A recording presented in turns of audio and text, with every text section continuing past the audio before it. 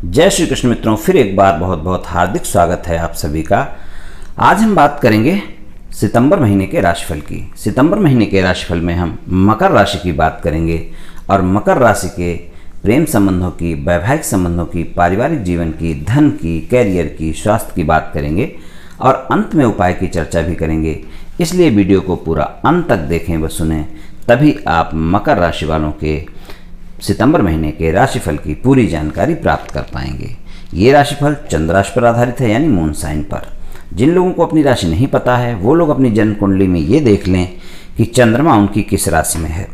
जिस राशि में चंद्रमा है वही उनकी राशि है। जिनके पास जन्म कुंडली नहीं है वो अपने नाम के पहले अक्षर से अपनी नाम राशि जान सकते हैं और ये राशिफल अपनी नाम राशि से देख व सुन सकते हैं।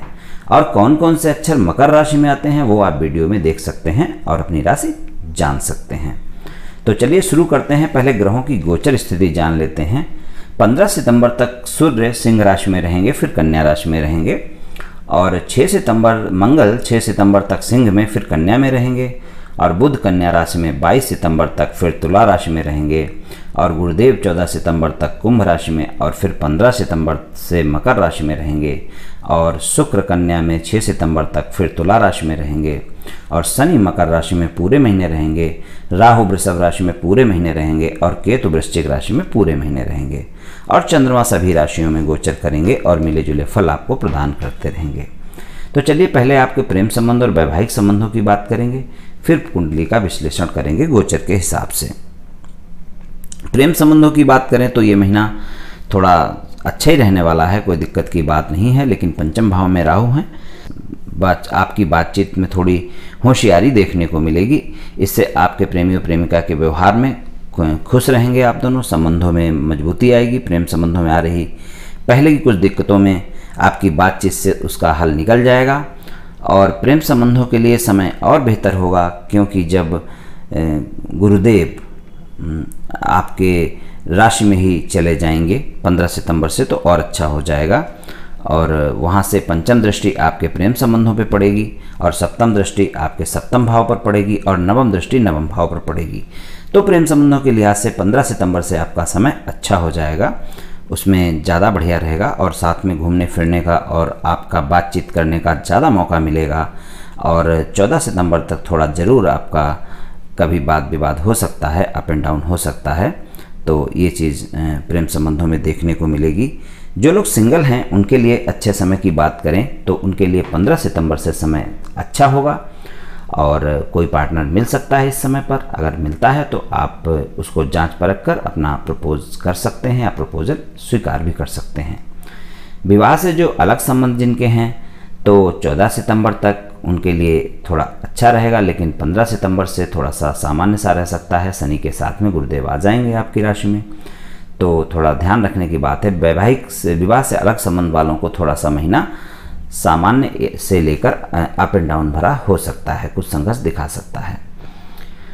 तो और प्रेम संबंधों की बात करें तो 6 सितंबर से आपके प्रेम संबंध लगभग पूरे महीने अच्छे रहने वाले हैं, पर 15 सितंबर से 30 सितंबर तक का समय अच्छा रहेगा। और अगर आपका कोई पुराना प्रेमी प्रेमिका था और आप उससे बराबर कनेक्ट करने की कोशिश कर रहे हैं और आपकी कनेक्टिविटी नहीं हो पा रही है, बातचीत नहीं हो पा रही है और आपके जीवन में वो वापस नहीं आ रहा है, तो अगर आप वापसी चाहते हैं तो 15 सितंबर से 30 सितंबर तक का ऐसा समय है जब आप प्रयास कर सकते हैं और आपका साथी आपके जीवन में वापस भी आ सकता है। वैवाहिक संबंधों की बात करें तो सप्तम भाव के स्वामी चंद्रमा हैं। चंद्रमा सभी राशियों में गोचर करेंगे और मिले जुले परिणाम देंगे, लेकिन आपके सप्तम भाव पर शनि की दृष्टि पूरे महीने है और 15 सितंबर से गुरुदेव की दृष्टि होगी। तो वैवाहिक संबंधों के लिए भी 15 सितंबर से समय ज़्यादा अच्छा होगा। और बाकी समय में आपको अपने रिश्तों में ईमानदारी रखनी पड़ेगी, और नहीं तो आपके जीवन साथी से कुछ खटपट संभव है। व्यापारिक पार्टनर से भी अगर आपने ज़्यादा होशियारी दिखाने की कोशिश की तो उससे भी आपकी खटपट संभव हो सकती है। तो वैवाहिक संबंधों की बात में ये है कि आपको 14 सितंबर तक थोड़ा ज़्यादा ध्यान रखने की ज़रूरत है और 15 सितंबर से आपके संबंध अच्छे होंगे, एक दूसरे के साथ तालमेल अच्छा होगा, एक दूसरे से मधुर संबंध होंगे और एक दूसरे के साथ आप अच्छा समय बिताएंगे। चलिए वो 3 राशियां बतला देते हैं जिनका इस गोचर का ज़्यादा प्रभाव नहीं पड़ेगा, आपके संबंध अच्छे ही रहेंगे पूरे महीने। तो ये पृथ्वी तत्व राशि है मकर राशि, और तो आपकी पृथ्वी तत्व राशियाँ हैं वृषभ, कन्या और मकर। तो ये 3 राशियों के अगर आपके पार्टनर हैं तो आप पर गोचर के प्रभाव ज़्यादा नहीं पड़ेंगे और आपका पूरे महीने संबंध अच्छे ही रहेंगे। चलिए पूरी कुंडली का विश्लेषण करते हैं। तो पहले भाव में मकर राशि है, स्वामी शनि है, शनि वहीं पर हैं, तो आपके लिए अच्छा रहेगा, स्वास्थ्य की दृष्टि से अच्छा रहेगा और व्यापार कारोबार में भी अच्छा रहेगा और जीवन साथी से संबंध भी ठीक ठाक रहेंगे सामान्य से, तो प्रथम भाव के परिणाम अच्छे रहेंगे। दूसरे भाव की बात करें, कुंभ राशि है, स्वामी शनि हैं, अपने से 12वें भाव में गए हुए हैं, थोड़े खर्चे बढ़ सकते हैं लेकिन वहाँ पर गुरुदेव हैं, तीसरे भाव के स्वामी हैं और 12वें भाव के स्वामी हैं, तो खर्चे तो अवश्य बढ़ सकते हैं 14 सितंबर तक। और 15 सितंबर से जब आपकी राशि में जाएंगे, जब भी कोई ज़्यादा अच्छा धन के मामले में नहीं कहा जा सकता, क्योंकि खर्चे जब भी आपके बढ़ ही सकते हैं, क्योंकि उधर भी आपके राशि में रहेंगे, 12वें भाव के स्वामी हैं, तो खर्चे बढ़ा सकते हैं, कोई थोड़ी बहुत हानि भी दिखा सकते हैं। तो धन के मामले में बहुत अच्छा नहीं कहा जा सकता, सामान्य सा परिणाम रहेगा और कभी कोई हानि भी हो सकती है। तीसरे भाव की बात करें तो स्वामी बृहस्पति हैं, जो कि 12वें भाव के स्वामी हैं और तीसरे भाव के स्वामी हैं और अपने से 12वें में गोचर 14 सितंबर तक है। तो 14 सितंबर तक थोड़ा सा आपको आपके मित्रों से, आपके छोटे भाई बहनों से मतभेद से बचना होगा, विवाद से बचना होगा। कभी आप ऊर्जा की थोड़ी बहुत कमी भी महसूस कर सकते हैं और उसके बाद फिर जब 15 सितंबर से आपकी राशि में जाएंगे तो आपके मित्रों से संबंध अच्छे होंगे, आपके छोटे भाई बहनों से संबंध अच्छे होंगे, आप ऊर्जावान रहेंगे। तो इस तरह के कुछ परिणाम रहेंगे तीसरे भाव के। चौथे भाव की बात करें, चौथे भाव में मेष राशि है, स्वामी मंगल हैं और मंगल 6 सितंबर तक सिंह राशि में हैं और फिर कन्या राशि में हैं। मंगल जब 6 सितंबर तक सिंह राशि में रहेंगे तो आपकी दूसरे भाव पर दृष्टि उनकी रहेगी और तीसरे भाव पर दृष्टि भी रहेगी और एकादश भाव पर दृष्टि भी रहेगी। तो दूसरे भाव पर दृष्टि रहेगी 6 सितंबर तक और जब कन्या में चले जाएंगे तो कन्या राशि से फिर चौथे भाव पर दृष्टि भी आ जाएगी, अष्टम दृष्टि मंगल की। तो कुल मिलाकर परिवार के भाव पर दृष्टि बनी रहेगी, दूसरे भाव पर और चौथे भाव पर भी बनी रहेगी। तो पारिवारिक जीवन में थोड़ा संघर्ष हो सकता है, घर में किसी बात को लेकर वाद विवाद संभव है, संपत्ति को लेकर कोई पुराना विवाद हो सकता है, कोई नया विवाद खड़ा हो सकता है, माता के स्वास्थ्य का भी ध्यान रखना होगा। और सूर्य अष्टम भाव में रहेंगे 15 सितंबर तक, सिंह राशि में अष्टम भाव में रहेंगे, तो माता पिता के स्वास्थ्य का ध्यान रखना होगा।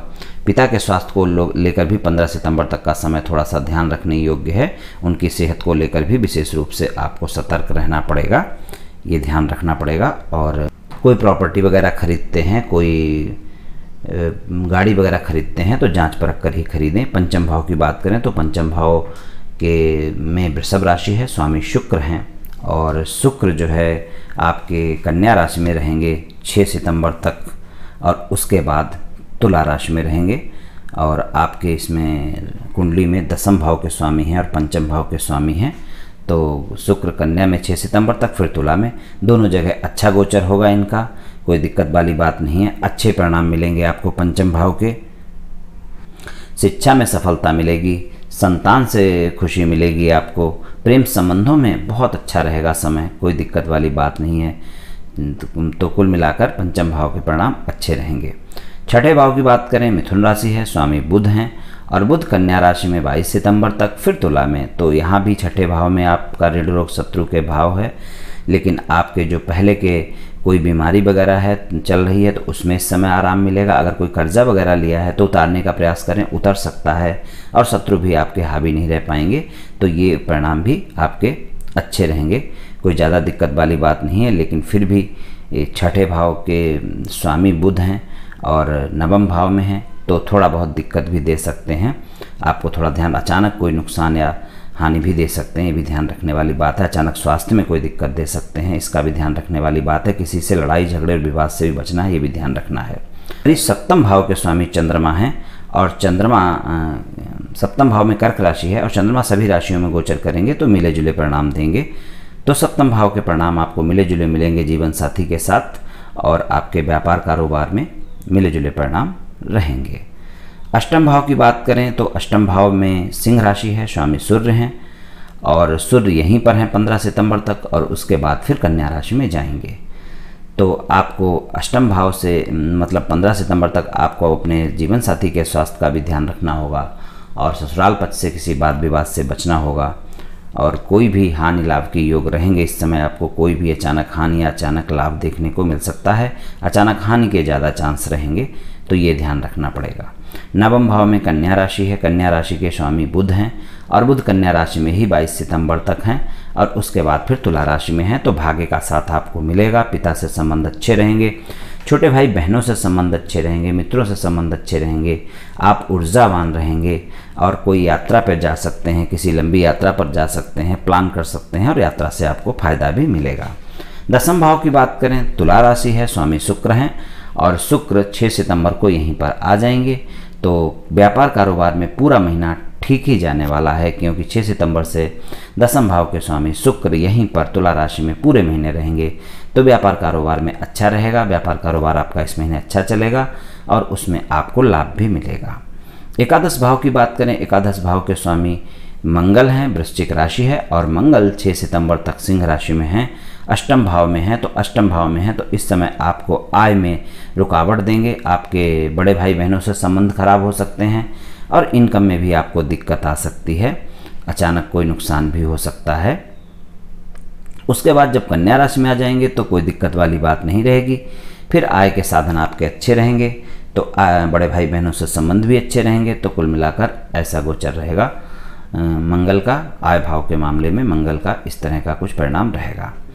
12वें भाव की बात करें, धनु राशि है, स्वामी गुरुदेव हैं, 14 सितंबर तक दूसरे भाव में रहेंगे और फिर आपकी राशि में रहेंगे। तो आपको जब दूसरे भाव में रहेंगे तो आपके धन के मामले में थोड़ा बजट बनाकर चलना होगा। खर्चे ज़्यादा हो सकते हैं, धन का नुकसान हो सकता है। आपके स्वास्थ्य का भी ध्यान रखना होगा, स्वास्थ्य में भी दिक्कत हो सकती है, स्वास्थ्य के लिए खर्च हो सकता है, ये भी ध्यान रखना पड़ेगा। तो और बाकी अगर आपका विदेश से जुड़ा कोई कारोबार है तो उसमें ज़रूर लाभ मिलेगा। तो मित्रों, कुल मिलाकर ये मकर राशि का गोचर का राशिफल कुछ इस तरह का रहेगा सितंबर के महीने का। और उपाय की बात करें तो शुक्रवार के दिन गौशाला जाकर गौ की सेवा करें। गौ माता को अपने हाथ से आटे की लोई खिलाएं और उसमें चीनी या मिश्री अवश्य मिला दें और गौ सेवा से आपको अच्छा लाभ मिलेगा। शनिवार को एक सिक्का तेल में डालकर दान करें तो उससे भी आपको अच्छे परिणाम मिलेंगे। और काली गाय को रोटी और गुड़ खिलाएं, शनिवार के दिन खिलाएं, विशेष लाभ मिलेगा।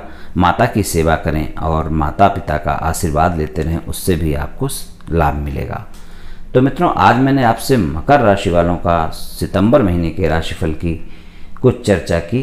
ये राशिफल सामान्य राशिफल है, ये सभी जातकों पर पूर्ण रूप से प्रभावी होगा ऐसा संभव नहीं है, क्योंकि आपकी जन्म कुंडली में ग्रहों की स्थिति और आपकी वर्तमान दशा और अंतर्दशा और फिर ग्रहों के गोचर की स्थिति, इन सभी पर बहुत कुछ निर्भर करता है। आप सभी स्वस्थ रहें, आयुष्मान रहें, धनवान रहें, ऐसी मेरी श्री कृष्ण भगवान से प्रार्थना है। जय श्री कृष्ण।